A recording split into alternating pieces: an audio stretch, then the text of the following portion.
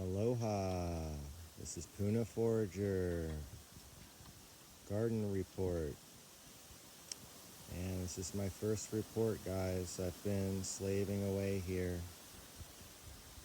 and this tree we're looking at right now is a durian suluk.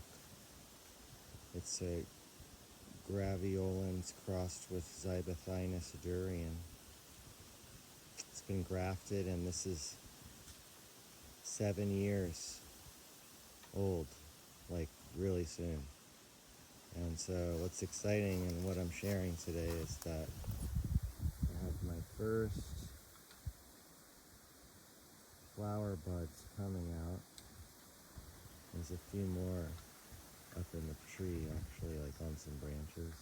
From this angle, kind of hard to tell. But so what I wanted to say about this is that that's about as good as you can get as far as creating a tree with enough biomass to start flowering at year 7 in Hawaii. Because technically it's not tropical here, it's subtropical, and so that's the key factor of slowing the trees down, is that it's just not that hot enough. And so, but I get natural rain here. I don't irrigate. This is all done with just rain. And to achieve this, I started with an excavator, and that meant digging a hole here. And because here in this zone, which is a lava zone 1, which is the most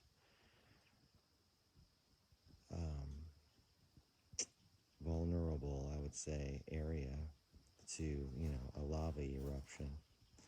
There's a lot of rock here, and so it requires a machine to actually give your trees a chance to grow. And so I dug a deep hole, and then I backfilled it with the same soil, and I removed any huge rocks. And then I mounded it up with some other soil I scraped off when I created a driveway here. And on the back side of this tree is a slope which goes dropping about 8 or 9 feet. And so actually, when I saw that on this property, I immediately thought, this is where I want to grow durian, because I thought there's a lot of depth in this zone, and there's also the drainage. So anyway, let's take a look at a few other durians. This is actually the name I didn't even reference. This is a durian Sayangong, which is from Brunei. It's one of their selections. It's supposed to be like, really rich, sweet, but alcoholic or bitter maybe.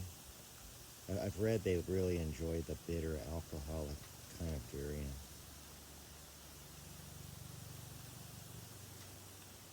Okay, let's take a look at something else.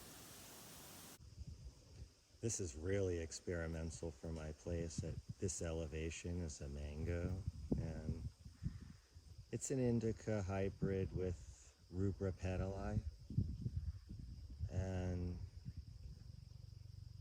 petala, I'm sorry, rubra petala. And I don't know, it's just an experiment. I know it was crossed here locally by a Corey Juno, and then the name of the mango was named by him, the Juno. So we'll see. I don't know what to expect from this. I just recently pruned it. You can see I'm trying to prune out the middle and keep it flowy and airy in there. So something exciting possibly, we just don't know. Okay, and this is now Champadak. This is a seedling, of a local, well-performing tree that they named Kuma Aina after the farm that it was planted. And Kuma Aina, the tree, is pretty old now, and there's been a grafter that's been doing a lot of work with that tree to like get them out. And so over the next, whatever, 8-10 years, there's going to be a lot more Kuma Aina Champadex on the island. Right now, Champadex is a very rare food. Like, it's easier to find a durian than it is a champadeck. And then, and that same for the trees. Like, good luck trying to find a grafted champadeck around here. It's pretty uncommon. It's not something you can just go pick up somewhere. So anyway, I cut this one, and now you can see I'm letting that top shoot go. I do this to all my trees. I don't care if it's a durian, a jackfruit, or whatever. I always keep them cut and try to manage the height for the first 4 or 5 years, and then I lax off a bit and do some inner pruning and stuff as maintenance. But you can see this tree is only like, it's not that old. It's still only maybe 3.5, and it's already starting to flower as a champadeck seedling. That's, wow, okay. And that's been the case here, is that my other champadeck seed has created fruits, and even though I have grafted champadecks that are old enough to fruit and haven't yet. You can see also the pigs have dancing on. They've been dancing on this for like a month. I spread all my mulch way out. And it's probably fine, but yeah, you can see some of the fine roots of the champadeck are above the surface, the red roots. And that's, I don't know, I'm just going to cover it with bamboo, and so the sun's protected from the sun. And I got the pigs out as far as I know. There's one baby left on this property that I'm looking for, my dog's looking for. You can see how they dig. Any edge of your pathways or fencing, they just dig out these holes. They just love to dig these holes. Well, and this takes me to one of my prized durians, my Ganyao durian, grafted. And I planted that tree in a special location, which is the very location I pitched my tent when I bought this property. It was just a cow pasture, and there was nothing here, not a driveway, nothing. I pitched my tent here and I started work. And I roughed it for several years with no water, no bath, no shower, just living in my tent while I worked on my home. And so yeah, definitely paid my dues. And before that, I paid my dues for like 15 years. So, and you know, because I lived here for 18 years, and I lived at an orchard for like 8 years straight, taking care of it. So that's how I learned to do gardening in Puna, and how I developed this kind of strategy of doing the big mounds. And it protects from pigs, but it's also for drainage. Look at the pigs have done. They just, wow. They're just the most annoying animal, really. If you're a farmer in Hawaii, you better have a fence. And then when you have a fence, you're still going to have problems like this. So I'm just grateful they're not scratching up my trees. And there's one way I can look at it is, hey, I put some fertilizer down and they just kind of mashed it all in there. So this is another Brunei high hybrid durian. It's younger than the one that was flowering that I showed you, but it's the same one. I just grafted it again because it's done so well here. Like it's grown aggressively since I put it in, which is typical of a hybrid anything. It's going to grow, in theory, more aggressively. Let's take a look at something else. This is a sapodilla tree, and it's the one they consider a dwarf variety. It's the macaque from Thailand, a selection. And last year it had its first fruiting, and the fruits were excellent. I mean, I really highly, and this year it's got even more fruit on it. I mean, it's packed. And so this is a winter tree to me. This is like ideal. It stays small, it's very productive, and the fruits were really high quality. And this is something I actually brought in from Florida because over here there's only really one type of sapodilla available, and it's even very hard to find, and that's it's a seedling of what they called the ponderosa, and then they renamed it here. It has some it's not a Hawaiian name, but it's considered a Hawaiian sapodilla. Forget what they call it at the moment. And this is the Takal sapodilla, which I brought in from Florida too. And this one hasn't been that productive yet, but last year it did have one massive fruit at the top. Like, I've never seen a sapodilla that big. It was as big as like an apple, like a small apple. It was just, wow, impressive and good.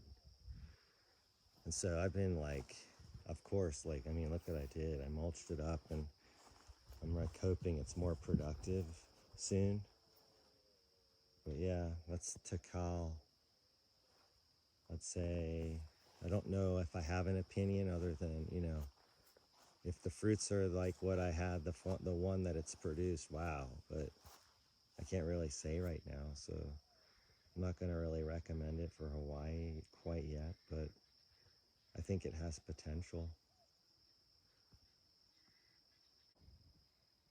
Now this is another jackfruit seedling. Now, it's just, I'd love to hear from some other jackfruit growers in America or even Hawaii or anywhere in Florida that what their experience is with jackfruits and their first fruiting, because typically my thing is I take care of the tree as best I can, but I'm fertilizing it minimally, like but then when it starts to do its first flowering, I start upping the fertilizer after the first fruiting. So what happens, I don't know, but it just seems like the first fruiters aren't that good. I mean, is that true? Has anyone else had that experience? Because this produced one big fruit on the trunk last year, but it was awful. I mean, really pretty fruit, but awful taste. But I think because maybe I didn't put enough potassium and things down to sweeten it, that it maybe just, that's why. So I'd like to hear if anybody has any thoughts about it, because I also had that experience with Orange Crush, another grafted jackfruit I bought, and it produced a fruit and it wasn't very good. And now I've put like micronutrients and a higher potassium and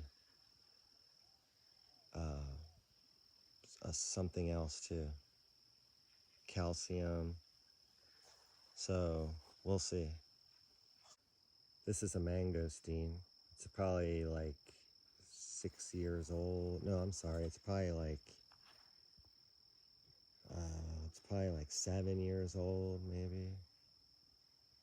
It's hard to say because I bought it. It was like 3 feet. Maybe it was like 2.5 feet tall when I bought it. So it was probably already a couple years old. So I'd say it's maybe let's say 6 years old. And I just took the shade off of it. I've had it like in a shade cage for its whole life until recently I took half the cage off, and there was like only half of it being shielded, and then I just took the whole thing off. So this is gonna be the first summer it's like exposed, and you can see it's like some of the leaves look a little pink or have a little burn mark looking on it because it's adapting. And it's been very overcast actually, and so that's probably been a good thing. It's been overcast for like 6 weeks, five or 6 weeks now, and it's probably helping it adapt better too. I hope that when the full sun comes, it doesn't just get burned up.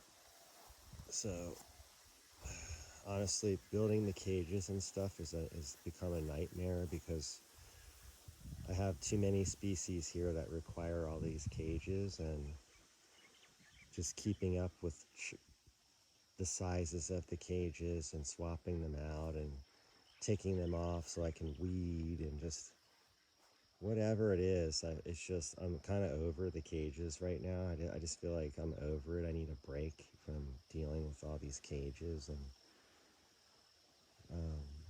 I've got like 150 or 60 or even something trees in the ground.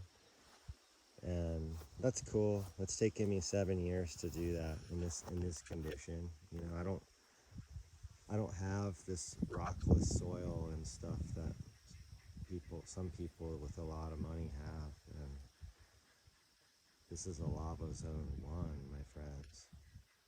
So I'm just working. I'm working with what I've got. This is a jackfruit from Florida. This is one of the newer selections that they're putting out. They're calling it the Zane.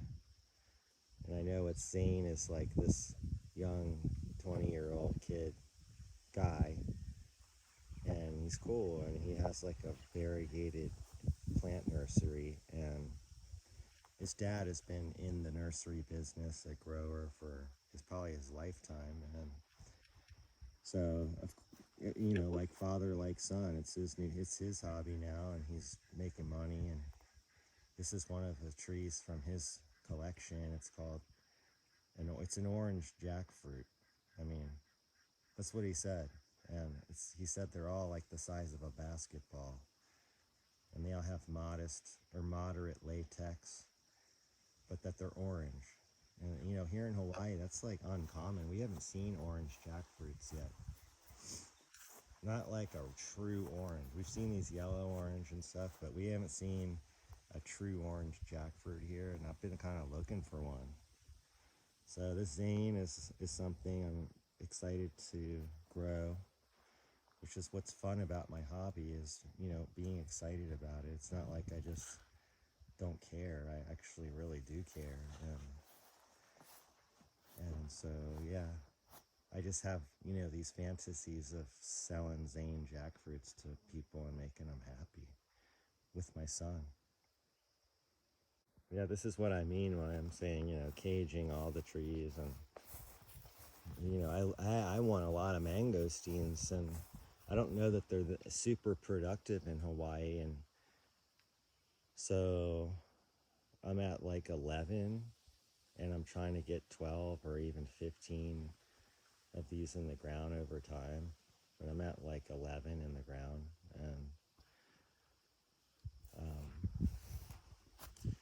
and so, I mean, gosh, it wasn't long ago, like 4 years ago, I remember going into a store and seeing a mangosteen that was probably like 2.5 or 3 feet tall, and they wanted $150 for it at a plant nursery in Hawaii. That's like, and then there's a commercial nursery here, and they want like 75 to 100 per tree. And so, yeah, it's kind of like a rich man's game when you're talking about mangosteens. If you're trying to get a jump start and buy them at the store and they're 3 years old, not at the store, because you don't really see them at the store, but you could special order them through a commercial nursery here, Plants at Hawaii. If the number was right, they would do it, because people have done it, you know, in Hamakua and stuff. This is a meringue experiment and the pigs have been tearing it up around the drip line, but this is one that I've been cutting, and just, I'm going to cut it one more time, and then that's it, and then I'm just going to let it rip, because I think cutting it back has just been preventing it from the flowering cycle, and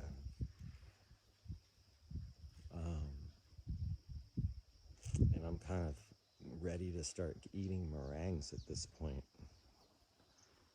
So that's more what it is. It's just kind of like, okay, deciding when's enough is enough of something that might not be working, or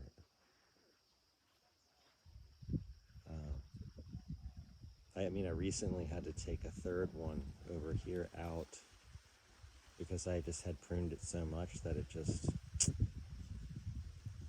kind of lost its potential, honestly. And so I kind of removed it.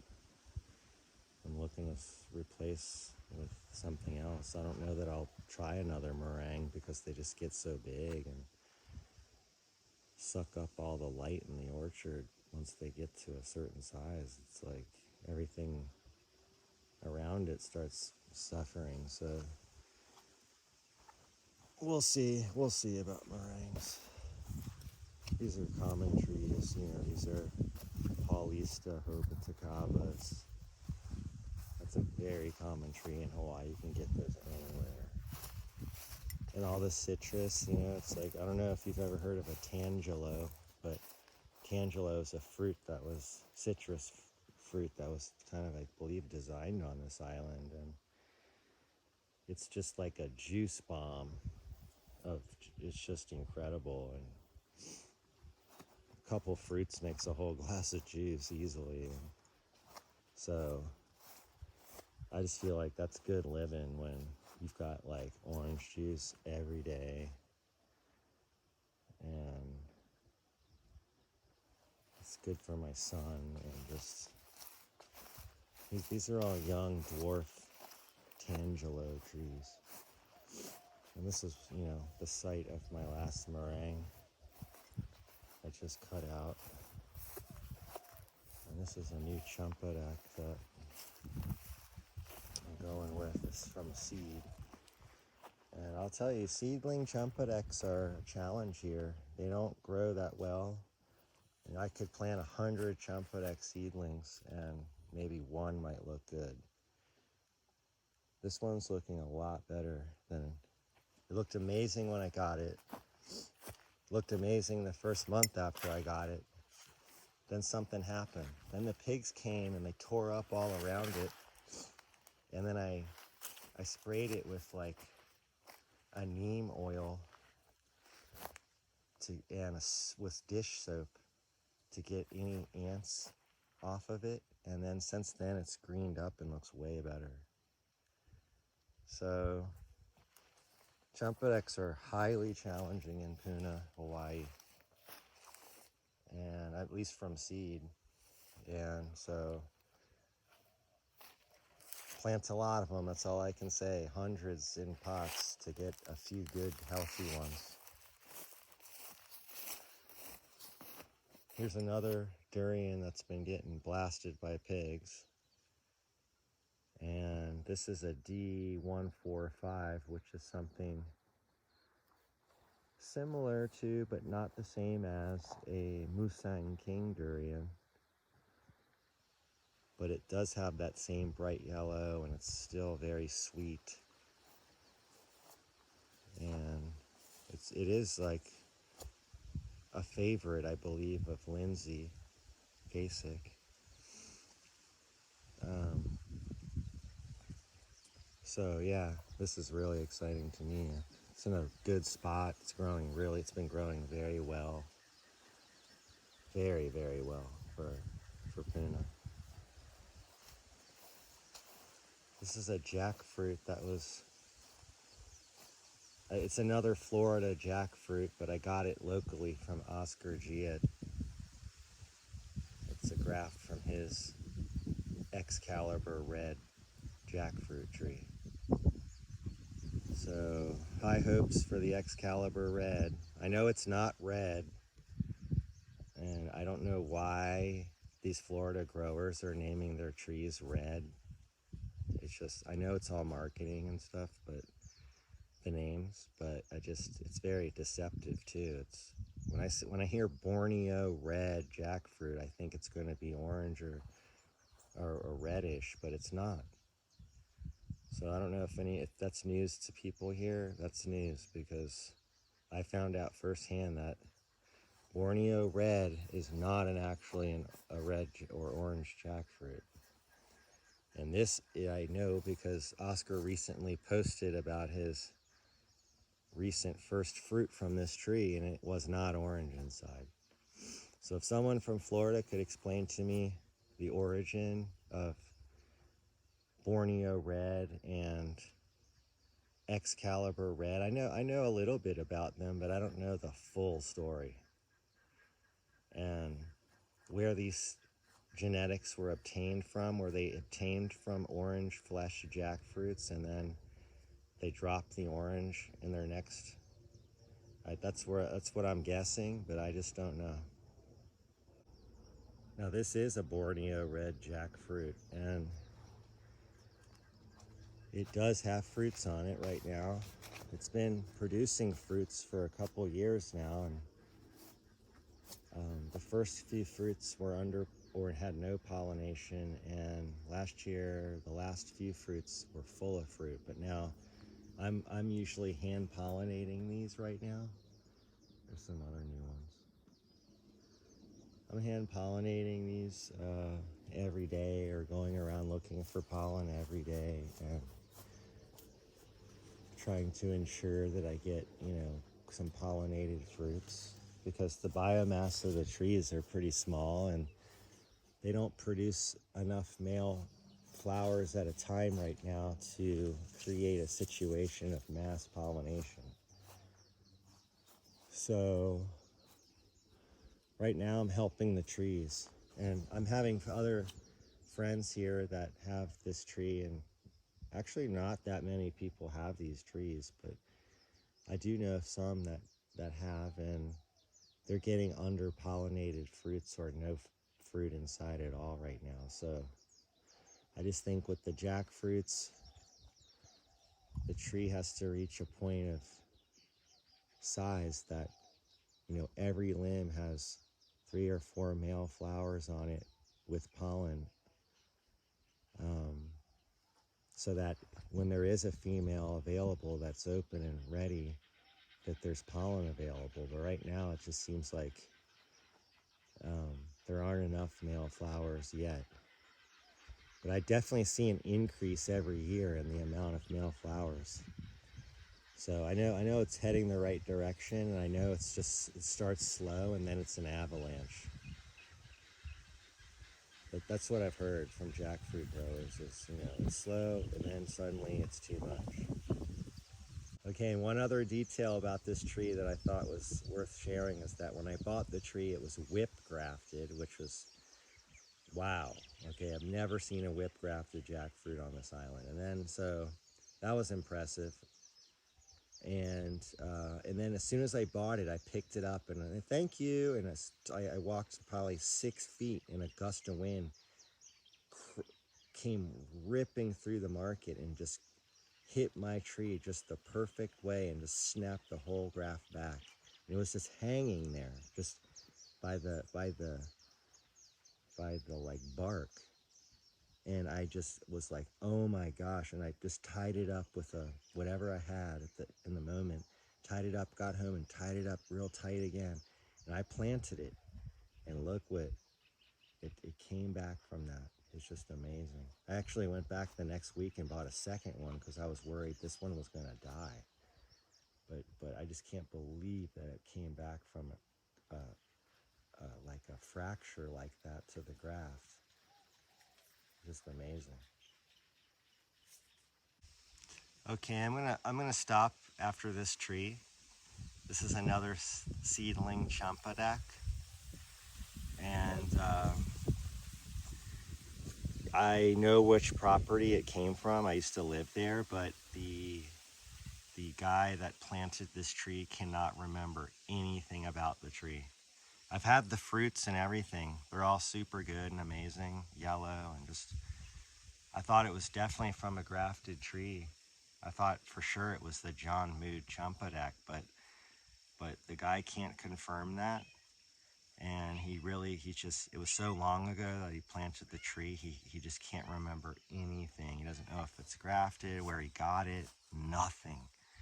So it's a mystery, and it started fruiting last year. It produced about 13 champadak. I keep it cut short, and this year it has, there's three on there right now. So I don't know why the production, or if it's gonna crank up a little more when it gets hotter, or what's gonna happen, but anything I get at this point, I'm blessed. I'm grateful. I've just put in so much work that if I get just one fruit, I'm excited. I often wonder what other farmers are going through here as far as like production, but if or it's just my elevation that's affecting the production. It's just so hard to say for me right now that this tree was so fast to grow, and then it took like 5 years, I think, 5 or 6 years to create fruit. For a champadak, that seemed quick, but I don't know. I know all the genetics vary, and some of the trees are more upper elevation hardy, and some aren't. What's going on? Tippy, what's wrong?